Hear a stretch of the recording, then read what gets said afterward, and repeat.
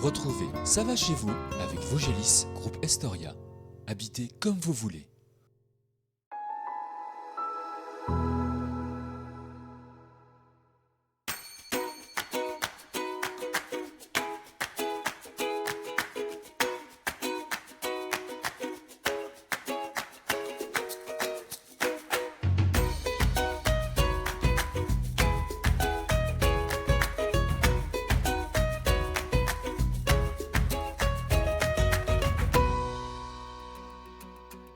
Nous partons non loin de Charmes pour la dernière émission de la saison dans un village où vivent près de 300 Saucourtois et Saucourtoises. Dans la commune de Saucourt, la pêche a une place bien particulière et représente une importante partie des revenus. Nous en parlons avec Jean-Louis Thomas, à la fois organisateur du Master Kiro, une compétition internationale de pêche, mais également directeur général des services. Juste avant, nous retrouvons Charlène Robineau dans son bistrot épicerie. Mais pour débuter, nous sommes avec vous, Jean-Luc Martinet. Vous êtes le maire de Saucourt depuis 2001. Saucourt, joli petit port de pêche. Ah oui, voilà, c'est ça. Joli petit port de pêche, oui. C'est un village où il fait bon vivre? On peut dire comme ça, oui, un village où il fait bon vivre. Ben, c'est pas moi qui vous dirai, je suis né à Saucourt, je suis marié à Saucourt, je reste à Saucourt. Donc, ça fait 70 ans que j'habite Saucourt. Parce que j'ai 70 ans cette année. Et vous êtes maire donc depuis 2001. C'est ça. Vous avez jamais été lassé par la fonction? Non, non, je venais de la vie associative, donc ça m'avait déjà beaucoup aidé. Je pense que quand on a fait beaucoup de vie associative, ça nous aide d'être maire. Mais non, j'ai toujours eu autour de moi un conseil municipal qui était hyper attentif, hyper sympa, jamais eu trop de bagarre. Et puis une vie associative aussi assez forte. Et puis m'entourer d'hommes qui m'ont fait du sacré boulot. Parce que vous avez parlé de Jean-Louis Thomas au niveau de la pêche. J'avais trouvé vraiment la personne qu'il fallait. Voilà. Et bien justement, nous parlerons de la pêche tout à l'heure avec Jean-Louis Thomas.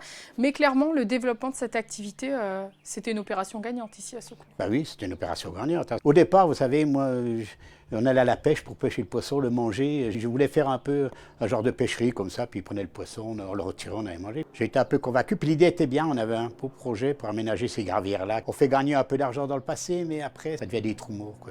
C'est pas intéressant, quoi. Donc il fallait faire quelque chose de ces trous-là. On est sur cette péniche, c'est le dernier projet, le dernier investissement en date. Pourquoi cette péniche? On était en manque un petit peu de place dans nos lodges et puis on avait tellement eu de bons échos avec nos lodges, je disais que c'était super bien, que c'était bien aménagé, on aimait bien. Et puis on voulait un peu de plan d'eau, peut-être refaire ou alors aller faire sur le plan d'eau, c'était un peu petit, d'envoyer sur l'eau, puis on voulait être au contact encore plus près de l'eau. Et puis aussi pour faire un logement solide, quoi. Disons, on a beaucoup maintenant, on développe, du fait qu'il y a la pêche, ils viennent beaucoup maintenant les pêcheurs avec leur épouse et tout, c'est un peu démocratisé, hein. Les femmes viennent beaucoup avec leur mari maintenant pêcher, voir un peu. Sincèrement, je ne pensais pas que ce serait tout ce travail-là, c'est quand même beaucoup de travail, mais l'investissement en vaut la peine. Ah oui, ça vaut la peine, je suis content, oui, c'est sûr que c'est bien. C'était une idée comme ça. Alors une idée qui est presque terminée, il reste quelques aménagements à faire autour de la péniche, sur la péniche. Oui, 2-3 aménagements encore un petit peu là, puis ça y est, oui, ça se termine. Investissement pour cette péniche environ 160 000 €. Quoi. La pêche, ça représente quelle part dans le budget de la commune aujourd'hui, dans les revenus? C'est presque une moitié de notre budget, hein. Fait 106 000 € à peu près, donc entre 100 et 110 000 €. Donc. Alors à côté de la pêche, Saucourt, c'est un village où il fait bon vivre, on le disait tout à l'heure, avec des associations qui fonctionnent bien et des exploitations agricoles encore. Ah oui, voilà, oui. On a 3 exploitations agricoles, une laitière, puis céréales et tout, une pour la viande et puis une exploitation agricole.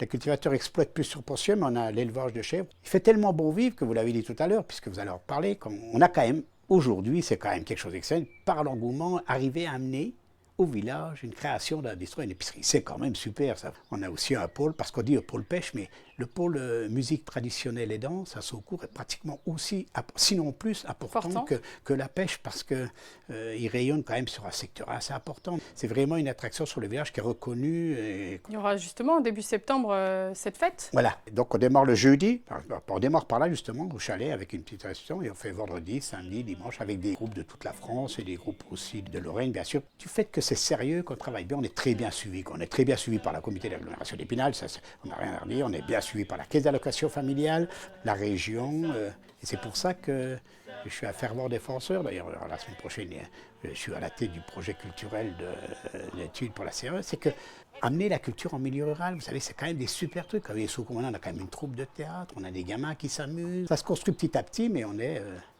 au top. Moi, je trouve que oui, c'est bon, on n'a pas de problème de... Donc on peut dire que ça va chez vous à Saucourt. Ah oui, moi, ça va bien à Saucourt. Nous, ça va très bien. Moi, on peut le dire, ça c'est sûr. On peut le dire. Un point sur les projets, est-ce qu'il y en a encore dans les mois, dans les années à venir? Oui, on a notre ancienne école depuis le temps. On veut refaire du bâtiment pour nos anciens, nos aînés. Donc on va faire 3 logements. Il y a de quoi faire. Merci beaucoup Jean-Luc en tout cas pour votre accueil. Nous partons retrouver Charlène au bistrot épicerie de la commune. C'est en décembre que le bistrot La Belle Époque a ouvert ses portes. Ici, la convivialité est de mise. On découvre les lieux avec Charlène. Charlène, merci de nous accueillir. Nous sommes devant le bistrot La Belle Époque, un projet que vous avez monté donc en famille. Expliquez-nous quel a été le point de départ de cette aventure. De base, j'avais le projet de m'installer en épicerie mais ambulante, faire le tour des petits villages. Et en fait, la mairie de Saucourt, eux, avait le projet de faire un bar-restaurant dans l'ancienne école. Apprenant ce projet, on a essayé de voir si on pouvait le récupérer à titre personnel pour pouvoir s'installer parce que ma maman, ça lui portait à cœur de tenir une épicerie. Donc on s'est retrouvés à s'installer à Saucourt en tant que petite épicerie, un petit bistrot de village. Et le projet restaurant, donc vous l'avez laissé à la mairie, l'idée c'était pas de poursuivre sur cette voie? Oui, voilà, nous le restaurant c'était pas du tout notre truc, donc on a dit à la mairie on veut bien le côté bar, épicerie, mais pas restaurant. Pas restaurant, une autre logistique. Ici l'objectif c'est d'allier convivialité et terroir? Oui, c'était se retrouver, que les gens du village aient un coin pour se retrouver, que ça reste une ambiance conviviale et chaleureuse. Ici pour accueillir tout le monde, donc Saucourt, près de 300 habitants. Quel public vous accueillez ou en tout cas quel public vous souhaitiez accueillir quand vous avez lancé le projet? Nous à la base c'était vraiment avoir les gens du village.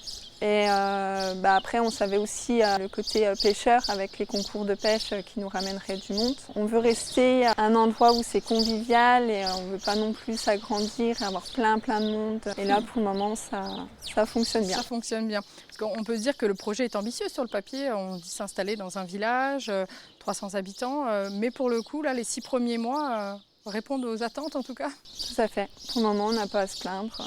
Tout le monde joue le jeu, viennent et ça tourne. Donc, il faut que ça continue. Il faut que ça continue, c'est ça. Les habitants jouent le jeu, les habitants des villages aux alentours peut-être aussi? Oui, on a pas mal d'habitants de Griport, Erguigné, on a Chamagne, on a des gens de Charmes aussi qui viennent. C'est un plus qui se rajoute. Pour faire fonctionner, bien évidemment. Donc il y a ce bistrot avec une licence, c'est ça? Oui. Et à côté, l'épicerie. Alors qu'est-ce qu'on retrouve dans l'épicerie? À la fois des produits de première nécessité, dites-nous tout. On retrouve tout ce qui est produits de dépannage. Après, on a un rayon produits frais avec les produits de la chèvrerie de Saucourt qu'on retrouve. Également une fromagerie du coin. On a également un coin épicerie fine avec les produits locaux. Et puis les fruits et légumes, on trouve un peu de tout. À la fois pour se dépanner et à la fois pour se faire plaisir sur les produits peut-être un peu c'est ça. Du terroir. D'accord. C'est un lieu, donc on le dit, un lieu de vie, un lieu de convivialité. L'idée c'est que peut-être ça devienne le lieu de vie du village. C'est ce qu'on espère, mais ça a l'air d'être bien parti. Récemment il y avait eu un rassemblement, la fête de la musique. Vous avez fait. Alors, c'était pas prévu, finalement, ça s'est fait, puis il y avait du monde. Ça s'est fait petit à petit et plus les jours passaient, plus on avait de réservations et on a été bien contents parce qu'on s'est retrouvés avec plus d'une centaine de personnes. Pour une première fête de la musique ici à Saucourt. Une première, oui, sans trop d'organisation, un peu pris au dépourvu, mais on est très satisfaits. Les gens, c'est toujours pareil, ils jouent le jeu quand on propose des choses, ils viennent. Ils participent et ils en parlent autour d'eux. Donc ça fonctionne et c'est comme ça qu'il faut que ça continue. Ça peut amener d'autres événements, d'autres rendez-vous peut-être ici? On y pense, on aimerait bien proposer régulièrement des petits événements, notamment plus l'été parce que c'est vrai que l'hiver on n'a pas plein de place, c'est un petit bistrot donc on ne pourra pas se permettre l'hiver de proposer des choses. Mais pour cet été, on a des idées, il faut qu'on concrétise. Il faut mûrir le projet. Voilà. Eh bien, écoutez, on suivra ça. En tout cas, on vous souhaite une bonne continuation. Merci beaucoup, Charlène, pour votre accueil. Nous continuons notre découverte du village, direction les étangs de Saucourt. Chaque année, les étangs de Saucourt voient passer de très nombreux pêcheurs, et notamment à l'occasion du concours international. On en parle avec Jean-Louis Thomas.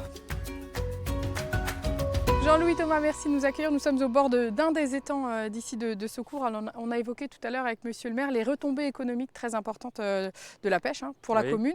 Aujourd'hui, l'activité a trouvé son public, depuis quelques années même. Elle a trouvé son public depuis un certain nombre d'années.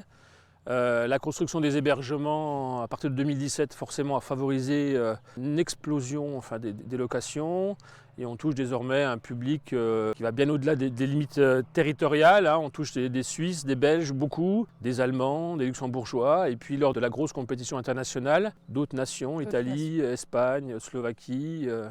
Ça vient de loin. Ça vient de loin. Ouais. On reparlera du concours international juste après, mais si on revient au début de ce projet, les étangs, expliquez-nous un petit peu la genèse.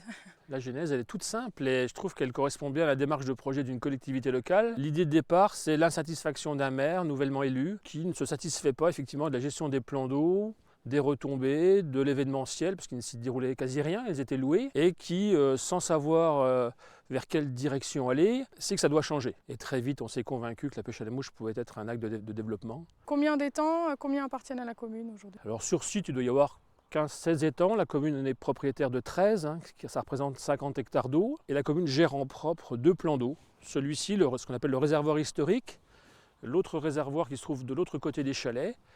Et puis les autres étangs sont loués à 3 d'entre eux, une association qui développe la pêche de la carpe. Oui. Un étant la Fédération de pêche des Vosges, à des particuliers, comités d'entreprise, voilà. Aujourd'hui, quels poissons peuplent ces étangs alors? Alors, à l'heure où l'on parle, il y a un peu de répit et pour les poissons et pour les gestionnaires. Mais durant 8 mois de l'année, en fait, ces 2 plans d'eau-là sont peuplés de truites arc-en-ciel, stériles, ce sont des poissons stériles, pour effectivement permettre la pratique de la pêche à la mouche, qu'on appelle en réservoir. En termes de gestion, la pêche à la mouche se déroule jusqu'au 3e samedi de mai. Le 3e dimanche de mai, la commune organise une pêche de vidange qu'on appelle un safari truite. En 2023, donc, la manifestation a accueilli sur une journée 278 pêcheurs. Il s'est capturé un peu plus de 1500 truites sur une seule journée. Donc les truites sont prélevées, sacrifiées tout de suite. Aucun poisson ne reste dans les filoches la journée en agonisant. Ils sont sacrifiés tout de suite, mis en glacière. Et puis à compter de ce jour-là, donc la commune revend des cartes d'été jusqu'au 15 septembre. Donc là, les gens on a revendu, je crois, 79 cartes. Alors, qui dit pêche, dit concours, très souvent, et on va en parler de ce concours international de pêche qui a lieu ici. On parlait de nationalité, de personnes qui venaient de très loin. Comment on explique l'ampleur de ce concours ici à Saucourt? Les réseaux sociaux et le bouche à oreille, je crois. Beaucoup des participants considèrent, et ça nous surprend toujours, mais on est très fiers et c'est une grande motivation, que le Master Kiro, c'est le nom qui lui a été donné, serait aujourd'hui la plus belle compétition amicale d'Europe. C'est un très gros événement, c'est plus de 30 bénévoles sur le week-end. C'est une belle compétition, des anonymes et puis des pêcheurs chevronnés, pour certains champions du monde. Alors, il y a la pêche de loisirs, les hébergements, on en a dit un petit mot. On a parlé de la péniche avec monsieur le maire également. Et il y aura bientôt aussi des formations.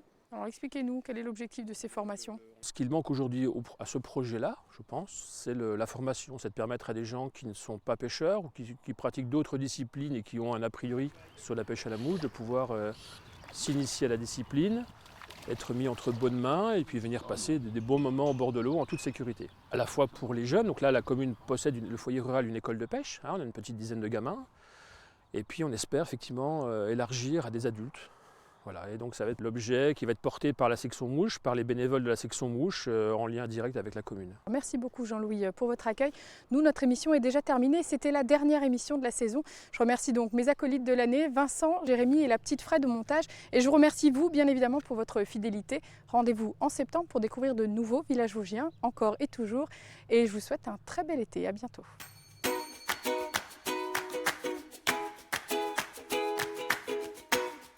Rendez-vous en septembre.